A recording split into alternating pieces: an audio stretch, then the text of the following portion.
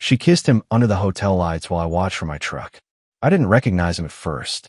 When I did, my blood ran cold. That was the night I realized the woman I married never existed. The IRS letter 3 days later proved it. But they forgot something important. Betrayal teaches you lessons. And I was about to become the teacher. My name is Alexander Branson. I'm 46 years old, and for the last 20 years, I've built a reputation as one of the most reliable residential real estate developers in Phoenix, Arizona. Townhomes, apartment complexes, condominiums.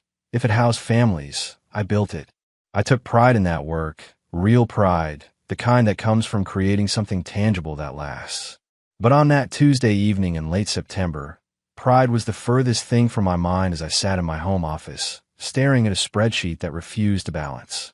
Diana, my wife of 12 years, was supposedly at a marketing conference in Scottsdale. She'd left that morning with a rolling suitcase and a distracted kiss on my cheek, her mind already somewhere else. Nothing unusual there. For the past year, her mind was always somewhere else. I rubbed my eyes and checked my watch. 8:30. She'd texted around 6, saying the keynote ran long, and she'd grabbed dinner with colleagues. Standard stuff. I'd ordered Thai food, eaten alone at the kitchen island, and retreated to my office to review the numbers for our newest project, a 40-unit townhome development in Tempe. That's when my phone buzzed. Not Diana. My project manager, Luis. "Alex, you see the email from Riverside Bank." His voice carried that edge he got when problems were brewing. I pulled in my inbox. There it was, sent 20 minutes ago. My stomach dropped as I read. The bank was requesting additional documentation for our construction loan, specifically detailed financials for the past 18 months. Routine, maybe, but the timing felt wrong. They've never asked for this level of detail mid-project, I said, scrolling through the attachment requirements. That's what I thought. You think William missed something in the quarterly reports? William, my second cousin's son, 29 years old, and my company's financial director for the past 3 years. The kid I'd given a second chance to when nobody else would. The kid who owed me everything. I'll check with him tomorrow, I told Luis. Probably just new compliance protocols. But after I hung up, I sat there, staring at my phone. Something gnawed at the edges of my thoughts, something I couldn't quite name. I opened my text thread with Diana. Her last message stared back at me. Dinner running late. Don't wait up. On impulse, I opened the location sharing app we'd set up years ago, back when she'd asked me to track her during a solo road trip for safety. She'd never turn it off, and neither had I. The blue dot appeared on the map, pulsing steadily. But it wasn't in Scottsdale. It was 12 miles away, at the Phoenician Resort in Paradise Valley. A place we'd celebrated our 5th anniversary. A place that cost $400 a night for the cheapest room. I stared at that dot for a full minute, watching it remain perfectly still. My mind raced through explanations. Maybe the conference relocated. Maybe she was meeting a client. Maybe there was a perfectly reasonable explanation for why my wife was at a luxury resort while telling me she was at a business dinner. Maybe. I grabbed my keys and stood up. The Thai food sat heavy in my stomach as I walked to the garage. I wasn't the kind of man who jumped to conclusions. I'd built my business on measured decisions, careful planning, and trusting my instincts only after gathering facts. But right then, every instinct I had was screaming that my carefully constructed life was about to come apart. I drove through the warm Phoenix night, windows down, trying to convince myself I was overreacting. Diana and I had our problems, sure. What couple married for 12 years didn't? We'd grown distant. Our conversations reduced to logistics and schedules. But cheating? Diana was ambitious, calculating, maybe even cold at times, but unfaithful. The Phoenician's entrance glowed like a palace as I pulled into the lot. I parked 3 rows back from the main entrance and killed the engine. For 10 minutes, I sat there, watching guests come and go, trying to talk myself into driving home. Then I saw her. Diana walked out of the main entrance, laughing at something, her hand on the arm of a man in a tailored suit.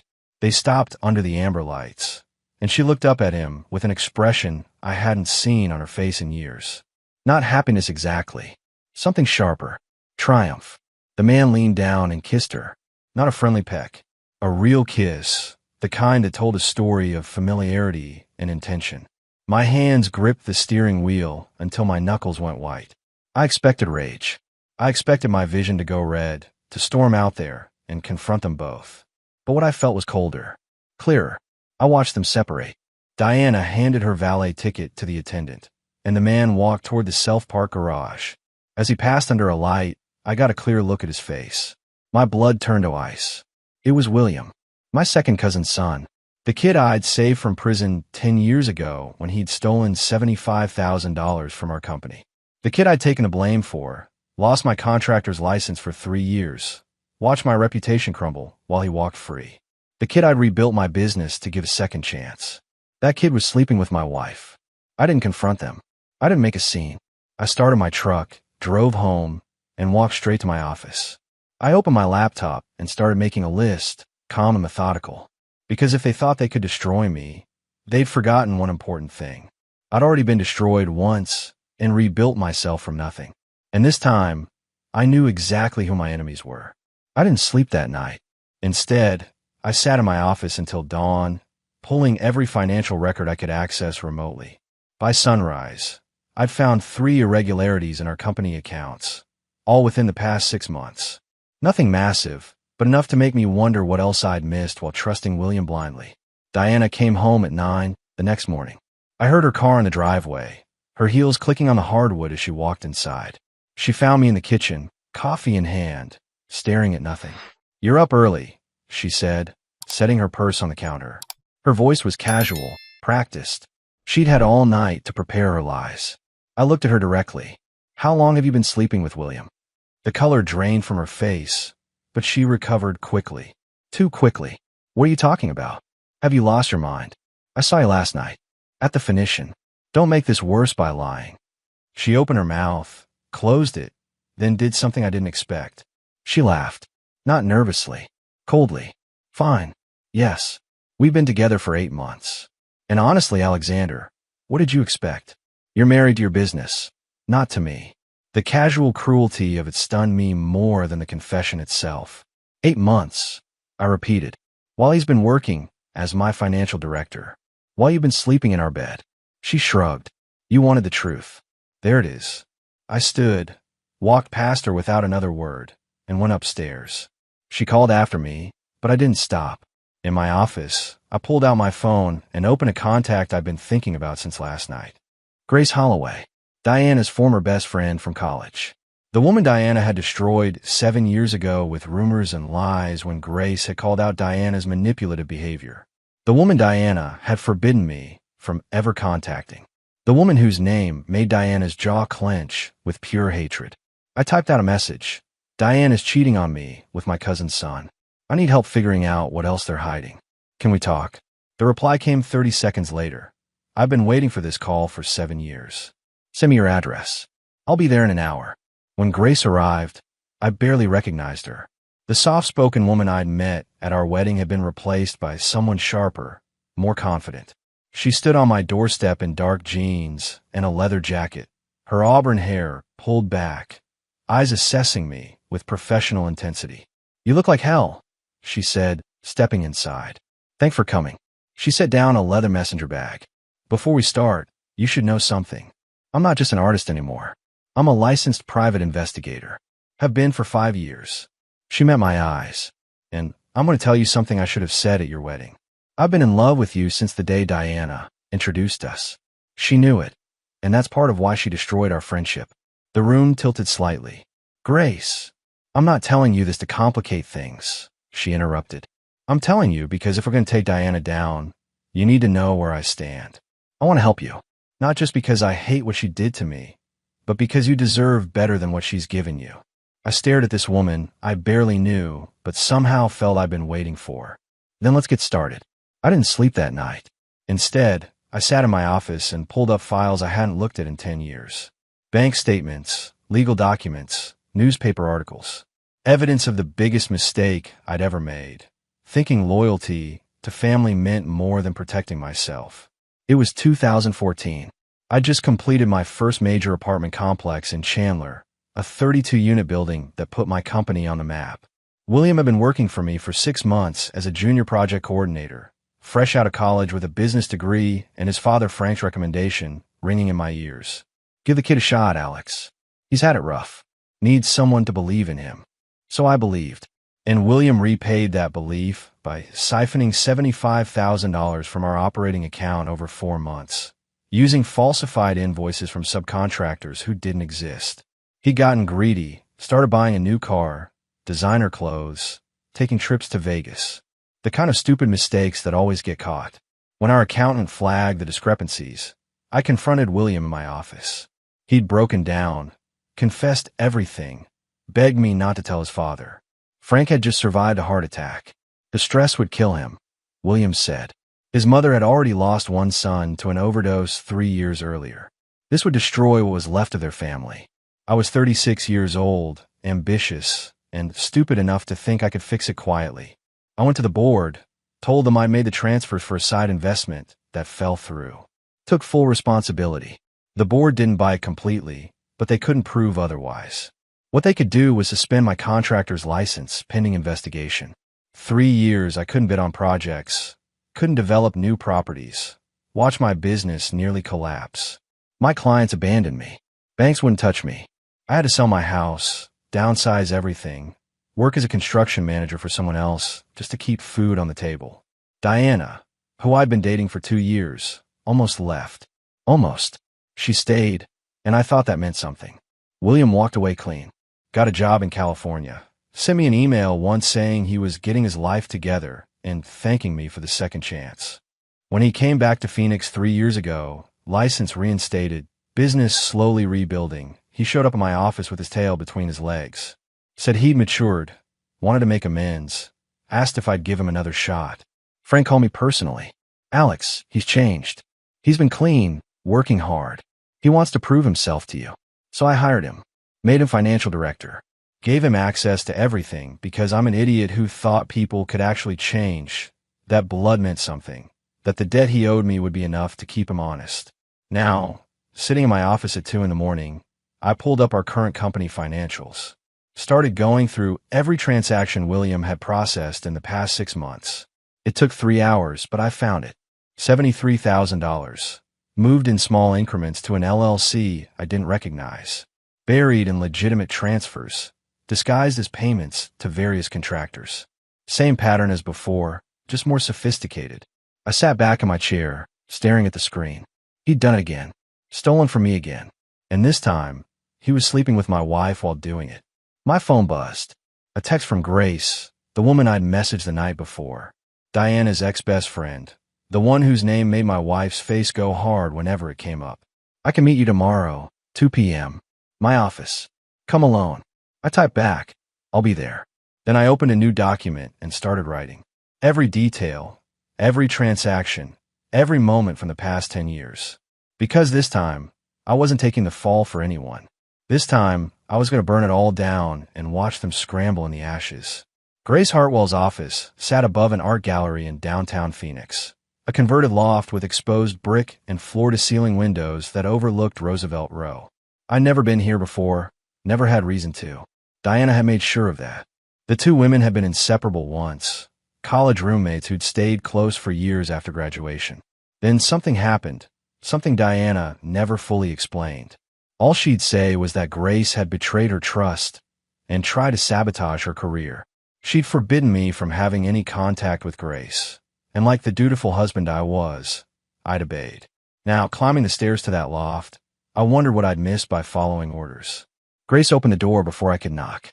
She was 36, same age as Diana, but the resemblance ended there. Where Diana was polished and calculated, Grace was sharp and direct.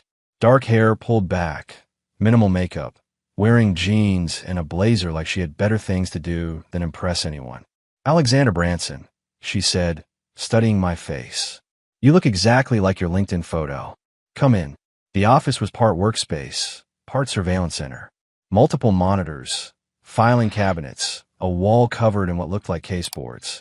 I must have stared because Grace smiled. I'm a private investigator, she said, pouring 2 glasses of water from a pitcher, specializing in corporate fraud and infidelity cases. Surprised. Diana never mentioned what you did for work. Diana doesn't know.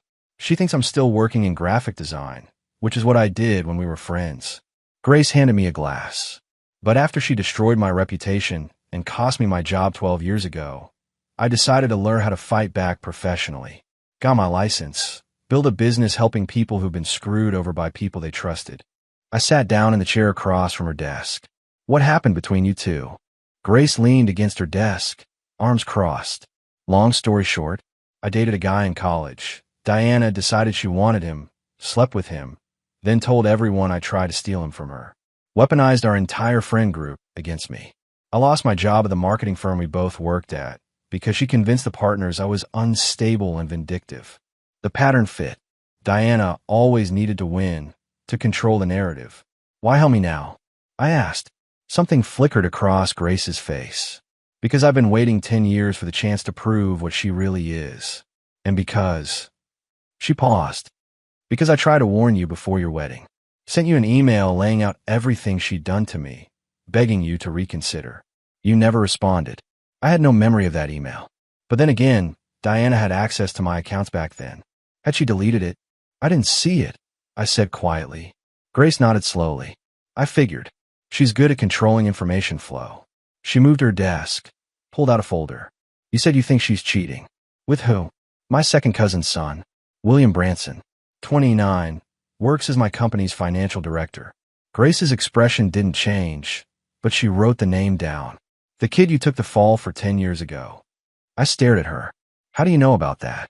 Because Diana bragged about it to me once, before we stopped speaking. Said you were useful because you'd sacrifice yourself for family. She called it your exploitable weakness. Grace looked up from her notes. Tell me everything. So I did. The hotel, the kiss, William's history, the missing money I just discovered. Grace listened without interrupting, taking notes, her expression growing darker. When I finished, she set down her pen. Alexander, this isn't just an affair. This is a long-term operation. What do you mean? She pulled out her laptop, typed rapidly. Give me William's full name and date of birth. I did. She ran some kind of search, and her screen filled with information. Social media, public records, financial databases I didn't recognize. Here, she said, turning the laptop toward me. William and Diana are friends on Facebook. Have been for 11 years. Their first interaction is 3 months before you two started dating. My blood went cold. Grace pulled up more screens. Photos, timeline posts, tag locations. They knew each other before you met her, Alex. She didn't randomly fall for your employee. She targeted you through him. The room tilted slightly. That's not possible. Look at this. Grace pointed to a photo from 2012. Diana and William at some college party, his arm around her shoulders, both laughing. This is a year before you met Diana at that real estate conference, right? I nodded, numb. She played you from day one. Got close to you, married you, then brought William into your company 3 years ago when your business was stable enough to be worth stealing. Grace's voice was gentle but firm. I'm sorry, but you need to hear this. They've been planning this for over a decade. I stood up, walked to the window, stared out at the street below. Everything I thought I knew about my marriage, my life, was a lie built on lies. There's more, Grace said behind me. If they've been planning this long, the affair is just part of it. They're after something bigger. I turned back to her. My company. And possibly setting you up to take another fall. She pulled up another document. I need to dig deeper, but if William's stealing again and Diana's involved, they might be building a case to make you look incompetent or criminal. Push you out, take control of the assets. The rage that had been cold in my chest turned to ice. Clear, focused ice. Can you prove it? I asked. Grace smiled, and for the first time, I saw why Diana had been so desperate to erase this woman from her life. Alex, proving things is what I do. Give me 72 hours and full access to your company records. I pulled out my phone and started forwarding her everything. Because if they wanted to destroy me, they'd just made a critical mistake. They'd forgotten I had nothing left to lose and everything to fight for. Grace called at 6 in the morning, 3 days after I'd given her full access to my company records. Alex, we have a serious problem. Get to my office right now. 20 minutes later, I walked into her loft. Papers covered her desk. 3 monitors displayed spreadsheets and legal documents. Sit, she said, pouring coffee with shaking hands. This is worse than I thought. She slid a document across. IRS letterhead. My stomach dropped. Preliminary audit notice. I read aloud. Tax evasion. $380,000 in unreported income. William's been filing false tax returns in your name for 3 years, Grace said. He creates phantom income from fake overseas investments, consulting fees that don't exist. You sign clean documents. He submits altered versions to the IRS. I stare at the letter. He's framing me for federal crimes. Gets better. Look at this. She turned her laptop toward me, showing an email from William to Diana. The IRS package is ready. Once they audit him, everything falls apart. You file for divorce, claim ignorance. I testify I warned you. Father backs us up. Alex goes to prison. We split everything. My blood froze. Frank's involved. At minimum, he knows. Grace pulled up more documents. I can prove William altered the filings. Metadata shows modifications from his computer after you signed. But Alex, the IRS won't care initially. They'll investigate you first, freeze your accounts, possibly charge you. Even proving William did it takes time. How long? 2 weeks minimum to build an airtight defense. Meanwhile, your business suffers, clients leave, banks freeze credit. You'll be destroyed publicly before we clear you. I thought about everything I'd rebuilt after the first disaster. What's the alternative? Grace's expression hardened. We set a trap. Make them think they've won. Get them to confess on record, then hand everything to the FBI before the IRS formally charges you. Ow! You contact Diana. Sound broken, desperate, willing to negotiate anything to avoid prison. Schedule a meeting to discuss settlement. I'll wire you up, record everything. They'll get cocky, lay out their whole plan. Then we take it straight to federal investigators. I looked at the IRS notice again. Prison. Bankruptcy. Losing everything because I trusted family. Tell me what to do, I said. Grace started explaining the plan, and for the first time in weeks, I felt ready to fight back. The Riverside Bank meeting was Thursday at 2. They'd requested me, William as financial director, and Diana as my spouse on company documents. Grace had wired me that morning. The FBI was monitoring from a van 2 blocks away. I arrived early, wearing my best suit. Diana waited in the lobby, cream pantsuit, neutral expression. Alexander, we should talk first, she said. After, I said, walking past her. William arrived at 2 precisely, leather portfolio in hand. Uncle Alex, he said, extending his hand. I shook it briefly. The bank representatives were seated. Margaret from Commercial Lending, her assistant, their legal counsel. Mr. Branson, we've received concerning information about tax irregularities affecting your loan security, Margaret said. I showed confusion. Tax irregularities? I'm not aware of any issues. William leaned forward. Uncle Alex, I sent you multiple emails about offshore account discrepancies. I don't have offshore accounts, I said firmly. Diana touched my arm. Honey, you've been under stress. Maybe we should discuss this privately. I pulled away. I'm not stressed. I'm confused. Margaret cleared her throat. The IRS contacted us about an audit. Significant unreported income potentially constituting fraud. William's face flickered with satisfaction before concern masked it. That's impossible, I said, voice rising. William handles all tax filings. And I tried warning you about irregularities, William said smoothly. Diana can confirm my concerns about your financial decisions. Diana nodded. He expressed serious worries multiple times. The setup was complete. Me as criminal, them as concerned family. I stood. I need to make a call. Outside, I texted Grace, go. Her reply done. FBI has everything. I returned, sat down. I've contacted my attorney. Every tax filing was handled by William Branson. Every offshore account was created without my knowledge. William's expression flickered. Uncle Alex, you need rest. Let's postpone. I know everything. I interrupted. The affair. The embezzlement. The tax fraud. All of it. Silence. Diana recovered. These accusations are recorded, I said. Every conversation planning this. Every email. Every altered document. The FBI received everything 5 minutes ago. I played audio on my phone.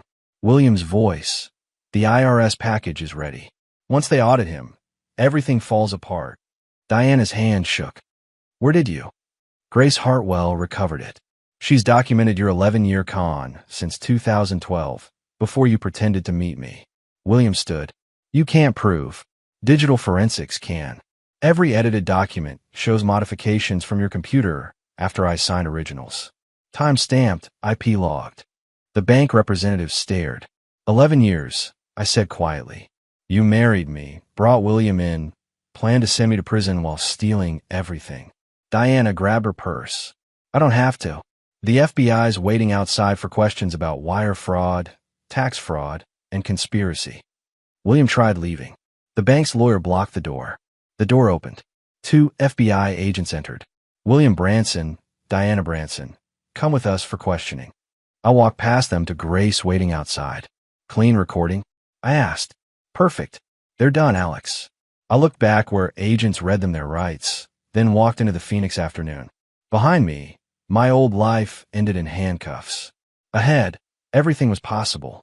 The call from Frank came 3 hours after the FBI took William and Diana into custody. I was back at Grace's office, watching her compile additional evidence for federal prosecutors, when my phone lit up with his name. I almost didn't answer, but something made me pick up. Alex. Frank's voice was rough. Age beyond his 52 years. We need to talk. Face to face. Now. I have nothing to say to you, Frank. Please. Just one conversation. I'm at the house. Your house. I need to explain. I looked at Grace. She nodded, mouthing the word record. I'll be there in 20 minutes, I said, activating my phone's recording app. Frank was sitting on my front porch when I arrived, looking 10 years older than the last time I'd seen him at a family barbecue 3 months ago. His hands shook as he stood. Alex, thank God. Listen, this whole thing with William, it's gotten out of control. You need to drop the charges, work this out as family. I stayed on the walkway, keeping distance between us. Work it out. Your son tried to send me to federal prison, Frank. He stole from me twice, slept with my wife, and framed me for crimes he committed. He made mistakes, I know that. But he's my son, Alex. My only son. You remember what happened to Tommy, how we lost him to that overdose. William's all I have left. If he goes to prison, it'll kill his mother. It'll kill me. The manipulation was so transparent, it was almost insulting. You knew, didn't you? About the whole plan. Frank's face crumbled. Not everything. Not at first. William came to me 6 months ago, said he'd found some irregularities in your books, asked if I thought you might be hiding assets. I told him family doesn't spy on family. But then he showed me documents, bank statements, and He trailed off. You believed him over me. He's my son, Alex. What was I supposed to do? And after everything you put him through 10 years ago, everything I put him through, my voice went cold. I took the fall for his crime. I lost my license, my reputation, my business. I saved him from prison, and you think I'm the one who wronged him. Frank's jaw tightened. You could have handled it differently. Gone to me first, let me deal with it privately. Instead, you made this big sacrifice, held it over his head for a decade, made him feel like he owed you everything. He did owe me everything, and he repaid me by stealing again and trying to frame me, because you wouldn't let him forget. Every family gathering, every conversation, there was this unspoken debt. You turned my son into your servant, Alex. Gave him just enough rope to hang himself. I stared at my cousin, this man I'd grown up with, played Little League with, stood beside at his wedding. Is that what you really think? That I manipulated William into destroying me? I think you created a situation where my son felt trapped. And yes, he made bad choices trying to escape that trap. But you're not innocent here either. The anger that had been simmering finally broke through. Let me be very clear, Frank. William stole $75,000 10 years ago. I could have let him go to prison. Instead, I sacrificed everything to save him. When he came back 3 years ago asking for another chance, I gave it to him. No conditions, no debt hanging over his head. I paid him well, trusted him with my company's finances, treated him like family. You treated him like an employee you owned, Frank shot back. And he treated me like a mark to be conned. He and Diana planned this for 11 years, Frank. 11 years. She targeted me specifically because William told her about his rich cousin who'd saved him. They got married to me, brought him into my company, and systematically planned to steal everything while framing me for federal crimes. That's not a man feeling trapped. That's a criminal and his accomplice. Frank's face went red. You watch your mouth about my son. Or what? I stepped closer. You'll threaten me? Defend him? He's already confessed, Frank. The FBI has recordings of him and Diana laying out the entire scheme. He's going to prison, and there's nothing you or I can do about it now. Then don't testify against him, Frank said desperately. At sentencing, tell the judge he deserves leniency. Tell them about the family connection, the stress, anything. You still have that power. Why would I do that? Because I'm begging you. Because we're family. Because I stood by you when your parents died, when you were building your first company. I was there, Alex. That has to count for something. I looked at this man who'd once been like a brother to me. You were there. Past tense. But the moment William needed defending, you chose to believe I was the villain. You didn't call me, didn't ask my side. You just accepted that I was corrupt, and he was the victim. I'm asking now, Frank said, his voice breaking. I'm asking you to show mercy. For me. For his mother. For the family we used to be. I pulled out my phone, stopped the recording, and sent it to Grace with a single text. More evidence of conspiracy awareness. Then I looked Frank straight in the eye. Here's what I'm going to do, Frank. I'm going to testify truthfully about everything William did. Every theft, every lie, every piece of fraud. I'm going to make sure the judge knows exactly who he is and what he's done. And then I'm going to walk away from this family and never look back. Alex, please. You want to talk about family? Family doesn't frame you for crimes. Family doesn't sleep with your wife. Family doesn't steal from you twice and then play the victim when they get caught.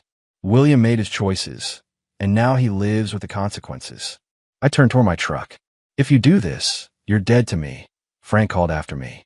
Dead to the whole family. We'll never speak to you again. I stopped, looked back. Frank, you stopped being my family the moment you chose to believe your criminal son over me. This conversation, it's just making it official. I drove away, watching him shrink in my rearview mirror, and I felt nothing but relief. Grace was waiting when I got back to her office, already reviewing the recording I'd sent. Frank knew more than he's admitting, she said, pulling up email records on her screen. Look at this. William sent him detailed updates about the tax fraud scheme 3 months ago. Frank responded with advice on how to make it more convincing. I leaned over her shoulder, reading the exchange. My stomach turned. He's been complicit from the beginning, I said quietly. Not just complicit, active. He suggested William create the offshore accounts, recommended timing the IRS report for maximum damage to your business. Frank wasn't a bystander, Alex. He was a co-conspirator. I sat down hard. Can we prove it? The emails are enough for the FBI to investigate him separately. I've already forwarded everything to Agent Rodriguez. Frank could be facing charges himself. My phone rang. Unknown number. I answered on speaker. Mr. Branson, this is Jennifer Keating from Valley Legal Group. I represent your wife Diana in her divorce proceedings. I glanced at Grace, who started recording. Go ahead. Mrs. Branson is willing to settle quickly and amicably. She's requesting 50% of all marital assets, including the business, the house, and retirement accounts. In exchange, she'll waive alimony and agree to a no-fault divorce. I almost laughed. Your client is currently in FBI custody for conspiracy to commit fraud. She's getting nothing. Mr. Branson, I understand emotions are high, but California is a community property state. Regardless of these accusations, which I'm confident will be proven false, Diana is entitled to half of everything acquired during the marriage. Everything acquired during the marriage was acquired through my work while she was planning to destroy me, I said. And those aren't accusations. They're recorded confessions that your client made to federal investigators. A pause. I haven't been informed of any confession. Then call your client and ask her about the conversation she had with William at Riverside Bank yesterday. The one where they detailed their 11-year plan to frame me for tax fraud. The FBI has video and audio. Longer pause. I'll need to speak with Mrs. Branson and get back to you. You do that. And tell her the only settlement she's getting is whatever commissary money someone sends her in prison. I hung up. Grace was grinning. You're getting good at this. I'm getting tired of people trying to steal from me, I said. What's the timeline on Diana's charges? Federal prosecutor is moving fast. They're building charges for conspiracy to commit wire fraud, tax fraud, and identity theft. Diana's looking at the same sentence as William. Maybe longer since she's older, and they can argue she masterminded it. How long? 5 to 7 years minimum. Could be more with aggravating factors. My phone buzzed. Text from a number I didn't recognize. This is William. Please. I'll testify against Diana. Give you everything back, whatever you want. Just ask the prosecutor for leniency. I can't go to prison. Please. I showed Grace. Classic, she said. Rat's abandoning ship. He'll say anything now to save himself. I typed back. You had 11 years to do the right thing. You chose crime. Live with it. I blocked the number. Grace pulled up another file. There's something else you should know. That second woman William was seeing, the college student, her name's Ashley Monroe, 25, finance major at ASU. I tracked her down yesterday, and she had no idea William was married to Diana. Thought he was single, successful, everything he pretended to be. When I showed her proof of everything, she broke down. But here's the interesting part. William told her about a business deal he was working on. Said he was about to come into a lot of money, enough to set them up for life. He was counting his chickens, I said. More than that. He'd already rented them a condo in Scottsdale. Sign a lease starting next month. First and last month paid. $4,200 a month for a luxury place with a view. I shook my head. He was that confident. He was that arrogant. Ashley agreed to testify about everything William told her. The timeline, the promises, all of it. It establishes premeditation and shows he was actively planning to benefit from your destruction. Will it help the case? Immensely. It proves this wasn't a crime of opportunity. It was calculated, long-term, and he was already spending money he planned to steal. Grace closed her laptop. Alex, I need to ask you something. Diana's going to prison. William's going to prison. Your company's reputation took a hit. Are you okay?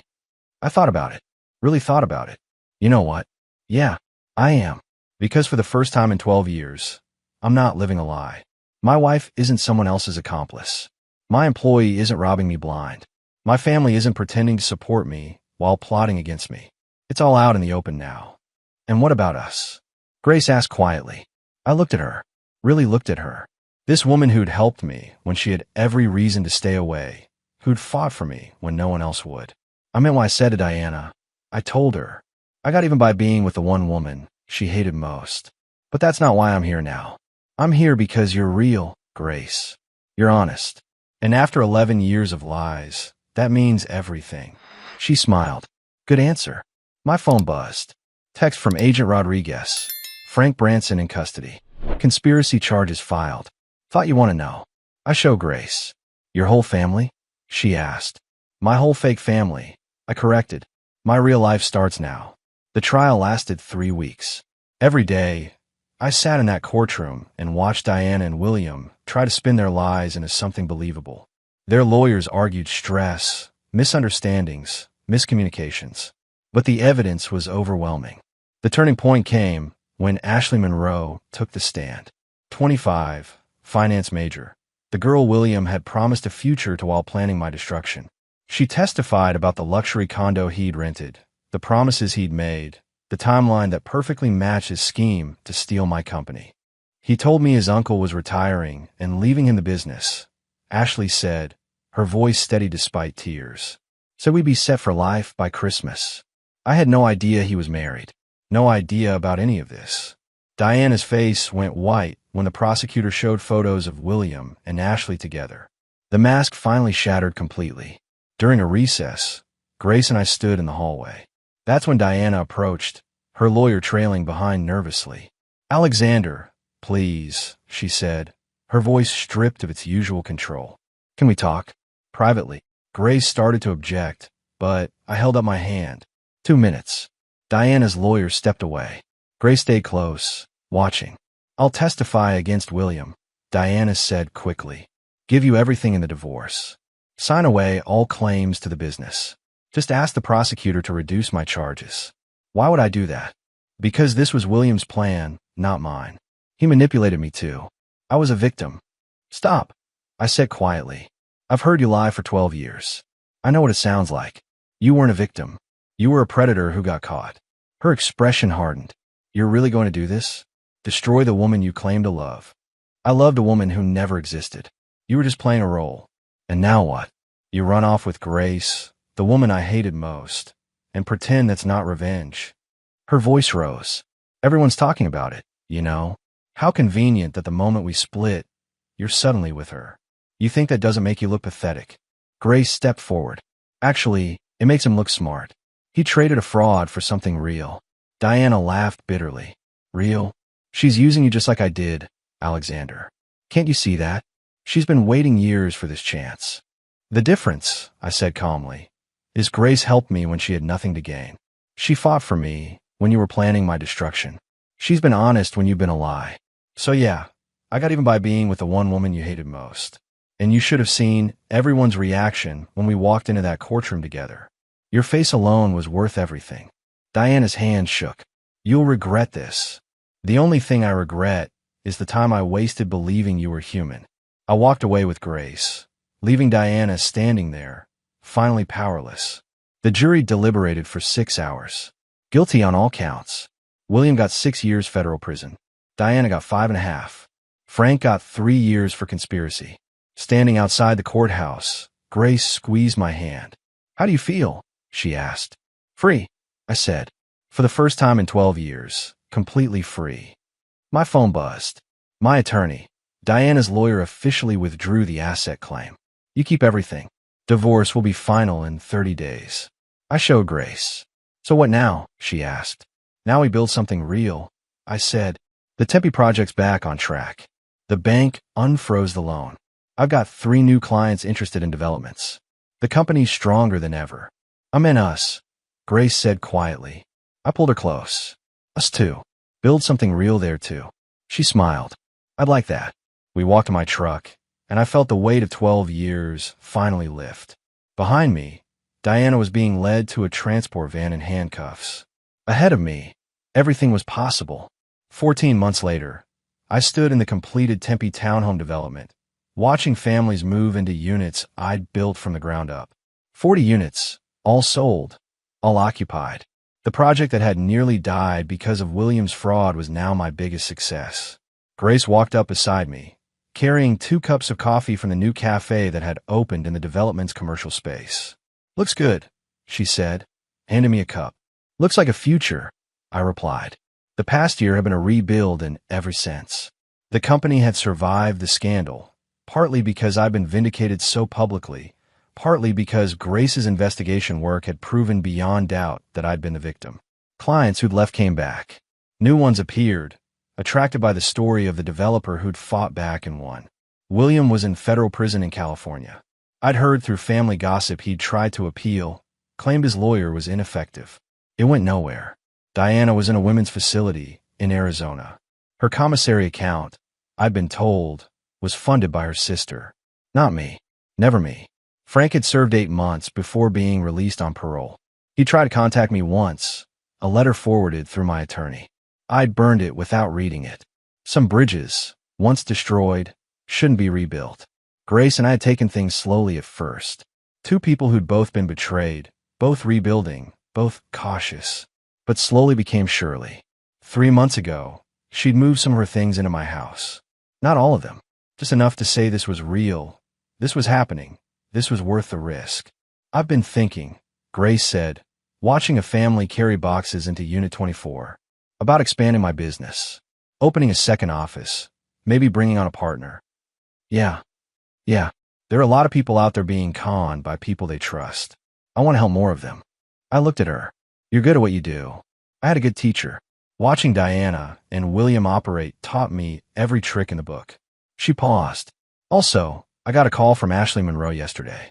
William's ex-girlfriend. Former victim of his manipulation, Grace corrected. She's changing her major to criminal justice. Wants to work in fraud investigation. Asked if I'd mentor her. That's good. She deserves a second chance at life without him. We all do, Grace said softly. My phone rang. My project manager, Luis. Alex, the Paradise Valley project just got approved. City Council voted unanimously. We're clear to break ground next month. I smiled. That's great news. Set up a meeting for Monday. We'll go over timelines. After I hung up, Grace raised her coffee cup. To new beginnings. To earn beginnings, I corrected, touching my cup to hers. Nothing worth having comes easy. We stood there as the sun set over Phoenix, painting the sky orange and gold. The city where I'd been born, where I'd built my first company, where I'd been destroyed and rebuilt twice. The city where I'd finally learned the difference between family and loyalty, between love and manipulation, between what I deserved and what I'd been willing to accept. You know what the best part is? I said a grace. What?